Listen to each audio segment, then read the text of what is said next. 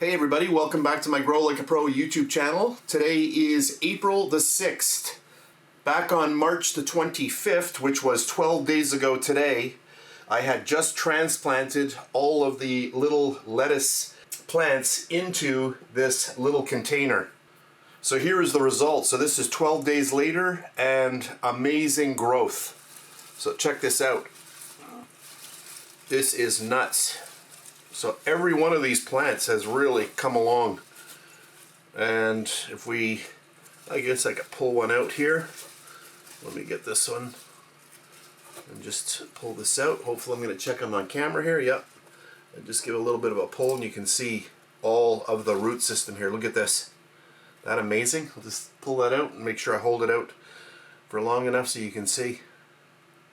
That is very, very impressive. I love hydroponics.